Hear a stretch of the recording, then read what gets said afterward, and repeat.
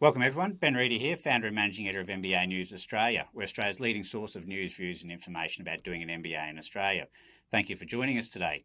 We've got a great webinar planned for you with two exciting guests from the University of Queensland Business School. The UQ Business School is a proud partner of MBA News and we thank them for their ongoing support. Today we're going to discuss the very topical issue of how an MBA can not only help you transition to a new career, but also provide the skills to ensure a successful transition. Our guests are Associate Professor Nicole Hartley, who is the MBA Director at the University of Queensland. Nicole is both a researcher and teacher with particular expertise in the areas of advertising, marketing, digital media and consumer behaviour. She also works closely with companies within the Brisbane startup scene to advise on marketing strategies to launch new-to-market products and services. Welcome back, Nicole. Thanks for joining us. It's good to be here, Ben. We also have joining us for the first time Professor Matthew Hornsey. Matthew is a professor in management at UQ Business School and a prolific researcher. He spent a lot of time looking into why people resist apparently reasonable messages. It's a fascinating area of study that is very relevant in today's environment of resistance to climate change science and the rise of anti-vax movement. I'm sure we could talk endlessly about that, Matthew, but we're here today to talk about leadership and your role as the coordinator of UQ's Leading People and Teams course. Thanks for joining us, Matthew. Thanks for having me, Ben. Now, Nicole, Matthew, if you believe some of the stories coming out of the US, where they're currently over there, they're going through something they're calling the Great Resignation, which is millions of people quitting their jobs, looking for greener pastures, whether for economic reasons or emotional reasons or mental reasons. People are quitting their jobs in droves and looking to switch up their career. In August alone, I think about 4.3 million people in the US left their jobs. That includes everyone from frontline workers to senior executives to everybody in between. Most of them are aged sort of 30 to 45, with about 1 in 5 people aged in that bracket of 30 to 45 changing jobs between 20 and 21. So that's about 20% of people. That's a huge shift of people. This is backed up by research by Microsoft, which shows that about more than 40% of the global workforce are thinking about changing their jobs in the next 12 months. Their expectations as Australia comes out of the pandemic, people start returning back to the office, that other people, people in Australia will start considering their job options as well and think about moving their career in a different direction. First to you, Nicole, if people find themselves thinking about their career, what role can an MBA play in that transition? Yeah, Ben, it was interesting to listen to the stats you were just reporting on then, in terms of the demographics that you're talking about. They're really the people that are considering an MBA and coming into the MBA. Average age of our MBAs is 36 years old. And they're really looking for that what next, and that's becoming more and more of a prevalent question, as you pointed out. But a lot of the time when you've set yourself up in a technical field, you're not really sure what's next, and you've got a certain toolkit, but you're not sure how you can broaden out that toolkit and diversify into another organisation or a completely new industry, and that can be a very daunting thing.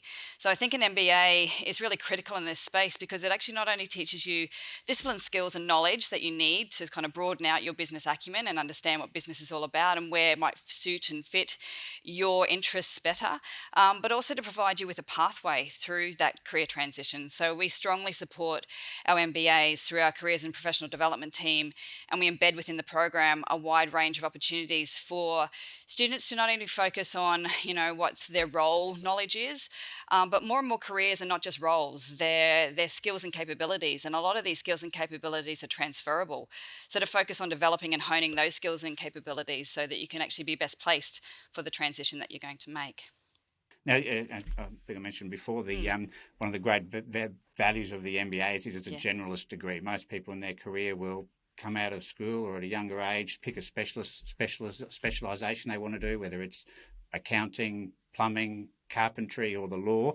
People pick a specialisation they want to do, and then later on in their career, as they're sort of thinking about moving into a more senior position, they need those generalist skills, which is where the MBA comes in terms of teaching you all those skills that you didn't learn in your undergraduate degree. You might have touched on them in your career, but you need that sort of specialist knowledge of those sort of skills. And one of those skills is leadership, Matthew, which is your area of expertise. So tell us a little bit about the course you teach as part of the UQ MBA and what people can expect to take away from the course.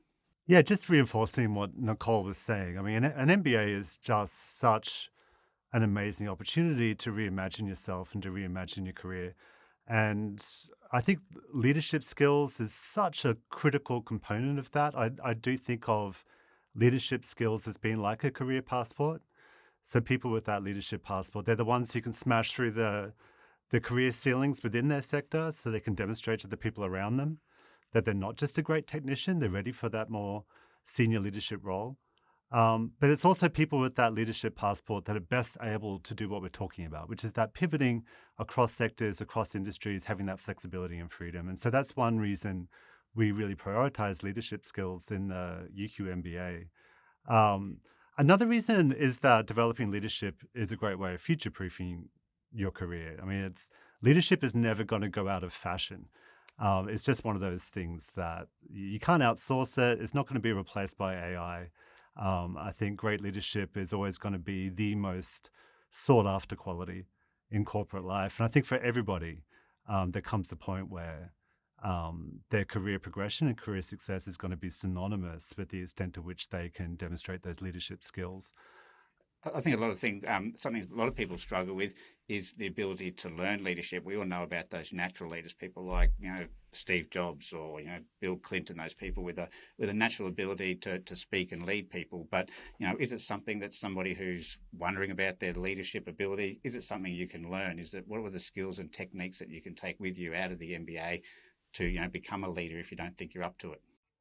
It's such a great question because one of the challenges I have in my course is that sometimes students come in and they're somewhat timid because they look around at the Steve Jobs types, the great leaders and the people they admire. And there's a part of them, there's a little voice in their head saying, I could never be that person. Um, and because deep down they think that great leaders are born, but they're not made. And this is something that I really drill into my students, which is that great leaders are not born that way. Great leadership is really just a series of micro skills, and it can be learned like anything else. I can teach it, and you can learn it. So you can learn how to be charismatic. You can learn how to be politically savvy. You can learn how to win over hearts and minds and to bring people with you and to be a great communicator. You can learn how to unlock the motivation and potential and passion of the people around you. There is an art to some of that, but there's a science to a hell of a lot of it. And that's my job in this course, is to teach the science of being a great leader. Yeah, and there's a whole body, or a massive body of work about leadership and management, isn't there, that you draw on to. It's not just a practical approach, it's a theoretical approach to leadership and management. That's right. I mean, one thing that's extremely important to me is that there's an evidence base to everything that I teach around leadership. So I don't want to just be talking about things that feel good to people, but I also want to be talking about things that actually work and can be demonstrated to work.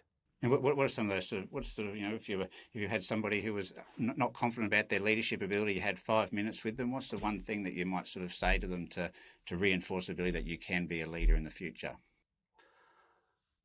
If I had 5 minutes to spend with somebody, I would be focusing on their communication.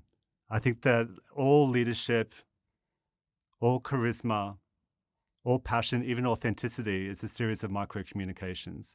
And so a lot of people have very little idea about how they come across to the people around them. And so that's something that I talk quite a lot about, is how to not just be empathic, not just to be authentic, not just to be passionate, but to communicate all these things around you. And that way you kind of create this collective energy, which other people can surf on.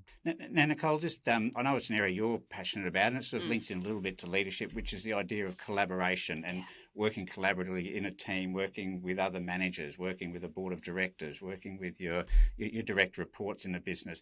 Tell us a little bit about your approach to collaboration and teaching that in the UQ MBA. Yeah, Ben, you've hit on it there. To my mind, collaboration is the key to business moving forward. I just want to leverage off what Matthew was just saying just then. Communication is critical for leadership, and the one way that you hone your communication skills is through collaboration.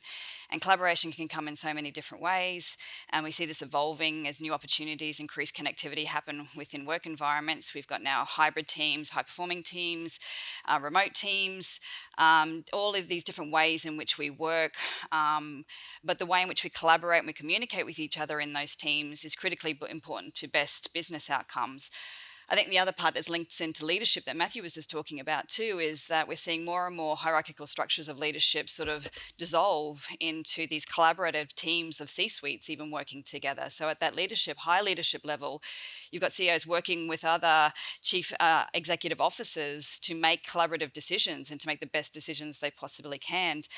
And so, collaborative leaders can energize teams, they can release creativity, they can cultivate really positive work environments. And that's what we want for the leaders that we want coming out of our MBA programs. So I think in the program, we're providing them with ample and repetitive opportunity to work together in team environments. And it's shifting it away from that undergraduate perspective of you have to work in a team and team dynamics don't work. That's not an excuse anymore at a senior executive level. There's so much opportunity that comes from working in a team environment for you as an individual to hone those leadership skills that you're going to need to become a very good collaborative leader. But also to foster the best outcomes for everybody, to foster the best business outcomes, because if you're working collaboratively, you're listening to other people's perspectives, you're gaining valuable insights that you wouldn't get from just doing business as usual. So there's just so much rewards from working collaboratively and being able to hone how you can build trust with people, build relationships with people to get the best out of people, and to hone your communication skills along the way. And obviously, the concept like leadership, the concept of collaboration has probably been tipped on its head in the last couple of years. Traditionally, collaboration might be sitting around and having a group workshop in the boardroom, 10 people in your immediate team discussing, what your next sprint target is over the next few months or the next few weeks. But obviously, a lot of those structures have broken down. So how's sort of the concept of collaboration been changed by the pandemic? Yeah, like as I think I touched on before, so we've got hybrid environments now, we've got remote team environments.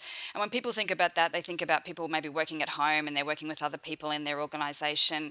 But it's not just that anymore. What we've seen now is this more collaborative approach to work holistically. So you've got organizations in similar industries working together. You've got organizations across industries working together more and more collaboratively than we've seen before. It's not so much of a competitive market structure that we see, it's a collaborative market structure where people are trying to do the best and have the best social outcomes for communities. And to do that, we need to work together. So it's actually have afforded the opportunity to work not only with people within your industry, but people that you may be in a completely foreign industry to you, but that are doing some support services or support systems in helping you provide the best outcomes through your organisation or the social impact that you want to have.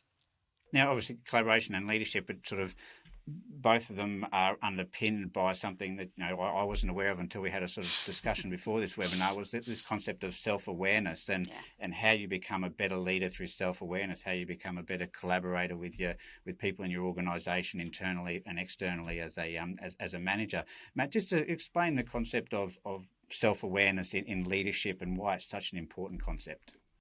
Yeah, I do put a strong emphasis on self-awareness in my course. I think it's particularly important for leadership because there's a lot of evidence that in some ways knowing yourself is almost a prerequisite for being an effective leader. And it's also surprisingly difficult. I mean, you think it'd be really easy if there's one person you know really well, it's going to be yourself. But the evidence suggests that's not always the case. And so in the UQ MBA, we put a lot of time into people, often one-to-one time with students, helping them understand their strengths and understand their weaknesses, understand their motivations and their biases, understand their emotional frailties and their emotional hot buttons. And this is incredibly important for a whole range of reasons. So understanding your strengths, for example, I mean, this is something that helps you be bold. It helps you capitalize on those strengths. And understanding your weaknesses helps you hedge against those weaknesses and work to overcome them. I think understanding yourself helps you understand the people around you. It certainly helps you understand how you come across to the people around you. And then I spoke earlier about these emotional hot buttons and emotional frailties. I think understanding those helps you be more controlled in the workplace.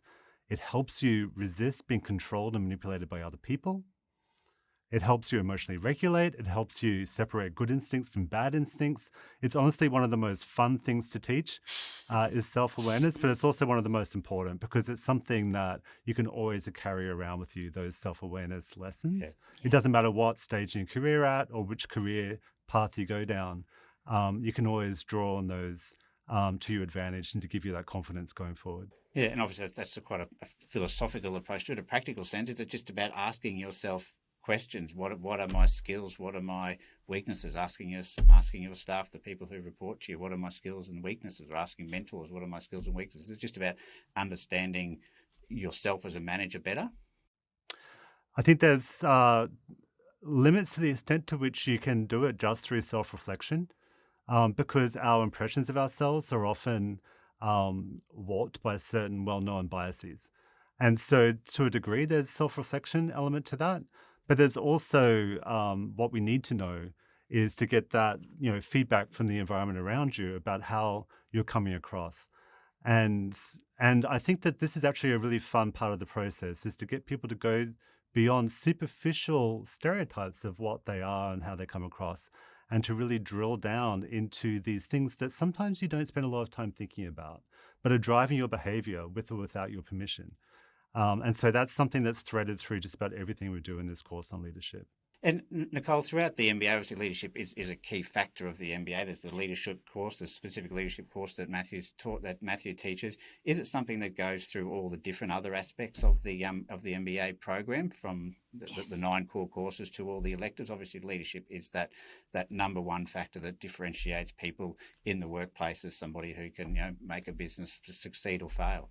Yeah, no, absolutely. It's really difficult to even look at how we carve out leadership as just a single standalone course within a program like this, because leadership is peppered throughout the entire process of understanding business. Every decision you're making within all the other courses is a leadership decision, and you've got to have those core skills as a leader to make good decisions and to make decisions that you're confident about. So leadership is critical, and that's why these skills that Matthew and I are talking about today, such as self-awareness, collaborative skills, communication, how do you build relationships and trust, they're tested, they're taught, but then they're tested time and time again when you're going through all of your other coursework, when you're networking with your peers, because you're honing those skills as you go along throughout the whole entire process. It's not something we can just teach you, we assess you on, and then you go out and you're an amazing leader. Leadership skills are honed over time, and people stumble and fall over certain things that they find sticky, like they might not be able to communicate directly what they feel, then they think they are communicating. So we offer so much opportunity throughout the entire program, through all of the coursework that you do, the amount of time that you spend working with your peers and around your peers. We build in 360 feedback arrangements that are peer evaluations, as well as other external 360 leadership evaluations, so that students are constantly engaged in building their leadership skills throughout the entire course, and then as they exit the course and forevermore. So. Yeah, no, Matthew, one of the things the topic for today is, the MBA can teach those skills which are transferable across industries. Leadership is obviously one of those things. If if you're a great leader, you can take it from any industry to any sector to any size of business, can't you? That's right. That's why I think of it as that kind of career passport. It's a ticket, both vertically and horizontally, in terms of that success, but also flexibility. Um, I feel as though also that if it's done right when you're teaching leadership, these are skills and awarenesses that are actionable in your real life day to day. So these learnings, they're not just things that you learn out of a book. They're things that you can put into practice on a day-to-day level. And so they end up sort of being marinated into your DNA. And you never forget those lessons. And you can take them around with you everywhere you go. The other thing is just picking up on what Nicole was saying about the collaborative nature of leadership. One of the reasons I'll never stop loving teaching MBA students is that, I'm an expert in leadership, but so are they, right? They all have their experiences with leadership. They all have close experiences with other people's leadership styles and their sense of what works and what doesn't. And so I certainly don't see it as a case of me standing behind a lectern and holding forth about the science of leadership. Really, it is a collaborative process where it's like a live wiki. We're co-creating that knowledge, we're co-creating that wisdom in a way that feels incredibly exciting, but also is fresh and different every single class I have. And so that's one of the really fun things about teaching leadership in a UQ MBA. Now, one final question for each. You'll be a little bit off script here, but we talked a little bit about those skills which are transferable: leadership, collaboration, self-awareness. You talk to a lot of MBA students. Our audience is people who are thinking about doing an MBA. What are some of the other things? What's the one thing, Nicole, that when you talk to people about what they've taken away from their MBA after they've been in classes for a year and a half, they've gone through that process? What's sort of the one thing that comes up recurring about what they take away from their MBA experience? Oh, that's a tricky question, Ben, but I think the one constant thing that I hear coming directly out of the mouths of people who go through an MBA is, I've got the confidence. I've got confidence now. And confidence is a really critical thing in life, regardless of whether it's in making high-level business decisions or whether it's working with your team on a day-to-day basis, whether it's raising children, whatever the thing is in life that you're doing. Confidence is really critical for you to feel like you have the agency to do something about something. And I think that's critically important for people. We may, in this dynamic world in which we work and live in, we don't know all the answers, but if you're confident enough to make good decisions, then that's a powerful thing. So I think confidence is really critical. Matthew, you agree that's one of the things that most people take away from it? I think that's really critical. I think, to get the skills and the context and the language associated with leadership, it just gives you so much confidence, because you walk out and there's no great mysteries or great secrets that you're not aware of. And so you feel like you've got such a strong foundation. You no longer feel like an imposter when you go into those senior leadership rooms. Yeah. The other thing they take away, and the thing that they say over and over again is a valuable part of doing a UQ MBA, is the connections with other people in their class. So they build a community of business leaders. And these communities tend to be enduring. These alumni, they have these connections, they have informal mentorship programs with each other. They share tips and knowledge and experience and opportunities. And I think that one thing we see in terms of the evaluations is that the students really value the other students. And in fact, I think that we ranked top in the world for the quality of the students as ranked by the other students. And so that's something that's irreplaceable, and something a lot of people say they take away from an MBA. I talk to a lot of, as the editor of MBA News, I talk to a lot of people, a lot of students doing testimonials and telling their story about their MBA. And that's probably the one thing that comes up constantly is the confidence that it gives you to make that transition, to make that leap, whether it's going from a big company to starting a startup. We recently spoke to an MBA graduate, Jessie Sadler, who spent nearly 10 years in the oil and gas industry as an engineer. She's now she's now heading up her own startup, which is an accessible fashion brand. It's a great Queensland success story, and she really, she reinforced the idea that she wouldn't have had the confidence to step out, quit her job, and go into startup land without having that backing of the MBA. So, and if you've got those skills, the skills we've talked about today, obviously that transition is much easier and much greater chance of success. Anybody can quit their job and do a startup tomorrow. It's the easiest thing in the world. But if you don't have the skills to make it a success, if you don't understand your role as a leader, if you don't understand strategy, those sorts of things that you can learn in an MBA, obviously it's going to be a much more difficult path to make that transition. So thank you guys for joining us today. It's been a very interesting discussion, and good luck with the rest of the year, and have a great Christmas. Thanks, Thank you, Ben. You too. Thanks, Nicole. See ya. Thanks, guys.